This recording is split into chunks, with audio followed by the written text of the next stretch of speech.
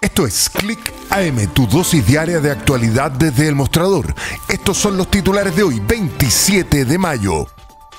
En una entrevista con Televisión Nacional, la ministra Camila Vallejo defendió la campaña de vacunación contra la influenza del gobierno a raíz de la muerte de 5 personas en la región de Ñuble a causa de complicaciones derivadas de la enfermedad. Sin embargo, entre las cifras que entregó la vocera de gobierno, dijo que faltaban alrededor de 2 millones de personas para llegar al universo del 85% de la meta y calificó la campaña como la más exitosa en los últimos 7 años. En números concretos, el público objetivo a vacunar son 9 millones de personas, es decir, un poco menos de la mitad de la población. Y según cifras de la propia ministra, solo se han vacunado 6 millones de personas, lo que está muy lejos del objetivo.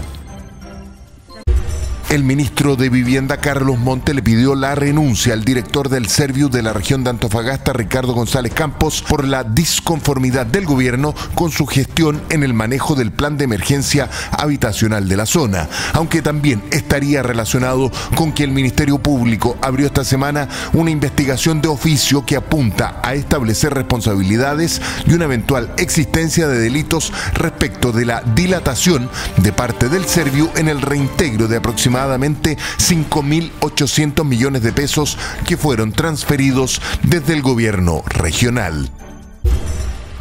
El próximo jueves está citada nuevamente la Comisión de Gobierno del Senado para continuar la discusión del proyecto de ley que extiende a 2 días las próximas elecciones regionales y municipales, programadas inicialmente solo para el domingo 27 de octubre. La iniciativa, patrocinada por La Moneda a petición del Servicio Electoral, incluye un paquete de más medidas y no solo tendrá impacto en los próximos comicios. Considera la aplicación de multas a quienes no voten, modificaciones como el adelanto de la rendición de gastos para los reembolsos a partidos políticos y candidatos, regula las redes sociales y plataformas digitales como la propaganda electoral, simplifica el proceso de declaración de candidaturas, precisa el plazo para formular pactos, reduce los costos de las publicaciones efectuadas por el Servicio Electoral y aumenta el número de inmuebles disponibles para hacer locales de votación, entre otras medidas, además de la obligación de contar con 2 cámaras para cada mesa receptora en los locales de votación,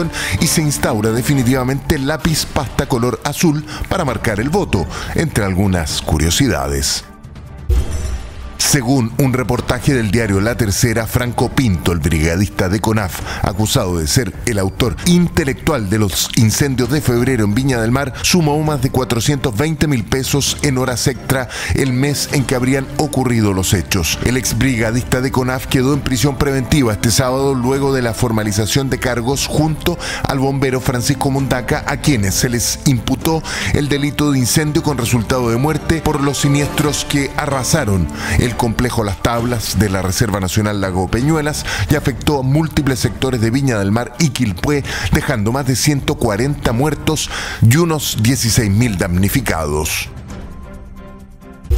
El ministro Álvaro Elizalde se mostró optimista con las reformas propuestas por el gobierno, sobre todo el denominado Fast Track de seguridad, aunque en entrevista con Canal 13 también señaló que las trabas que ha enfrentado el gobierno vienen por la conformación del sistema político actual, agregando que el nivel de atomización de la política es algo que no se había visto en la historia republicana de Chile, y agregó que en la reforma del sistema político el rol fundamental es de los propios partidos políticos. Nosotros podemos acompañar, contribuir a los acuerdos, pero obviamente son los actores políticos los que tienen que generar estos entendimientos. Estamos llenos de proyectos personales, tenemos que recuperar el sentido de la política como un espacio de debate y de ideas, donde la ciudadanía se pronuncie respecto de los distintos proyectos del país y en la medida en que satisfaga lo que va apoyando, explicó y dijo el ministro.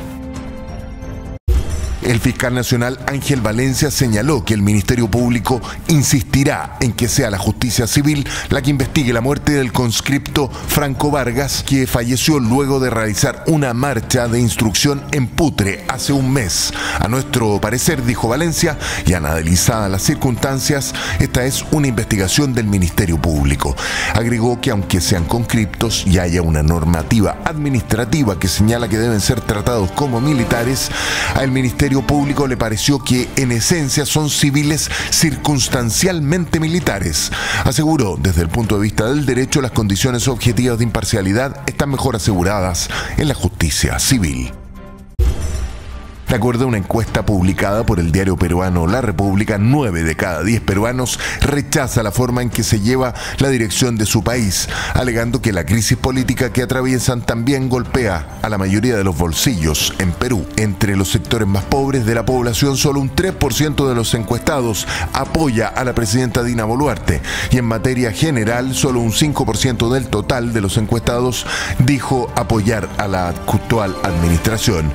El estudio dio como resultado la peor cifra a la que se ha enfrentado una mandataria, incluso peor que cuando estalló la crisis de Pedro Castillo.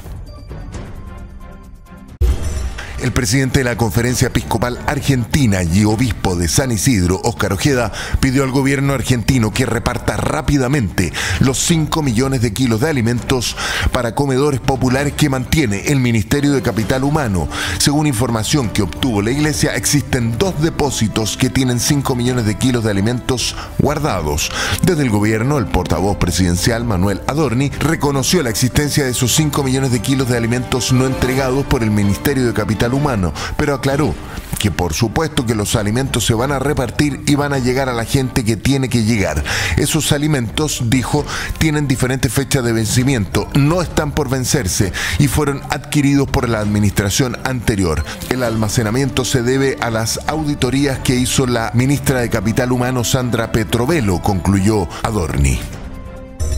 Y como siempre te voy a recomendar 2 artículos de la portada del Mostrador de hoy. El primero, el historial de causas narco de Aldo Duque, el precandidato a alcalde del Partido Social Cristiano. Aunque en abril dijo en televisión que las causas por drogas que había patrocinado estaban terminadas y concluidas, la semana pasada seguía como abogado defensor de 2 personas implicadas en el tráfico de 200 kilos de marihuana hacia Santiago Centro. Y el segundo artículo, diputado Zulantay, el gobierno no se interesó en prohibir que hinchas sancionados viajen a Estados Unidos por Christian Layton. El diputado UDI, Marco Antonio Zulantay, señaló que el Ejecutivo nunca se ha interesado en trabajar proactivamente para impedir que aquellos que están sancionados por violencia en los estadios viajen a la Copa América. Es más fácil poner a trabajar al Ministerio de las Disculpas, dijo en entrevista con El Mostrador.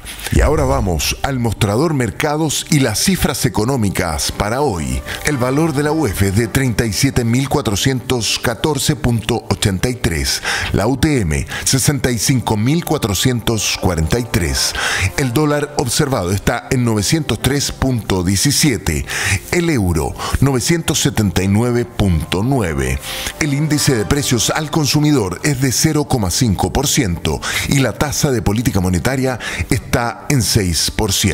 La Bolsa de Comercio de Santiago cerró este viernes su índice selectivo con un valor de 6.775.88, lo que significó una variación negativa de un 0,09%. Y yo te quiero invitar a un universo paralelo, el nuevo newsletter de El Mostrador, donde el físico Andrés Gomberov te llevará por un viaje fascinante a través del mundo de la ciencia. Todos los miércoles al mediodía en tu correo. Inscríbete en la sección newsletter de elmostrador.cl. Soy Alejandro Repening. Que tengas un buen día y te esperamos en elmostrador.cl. El poder de la independencia.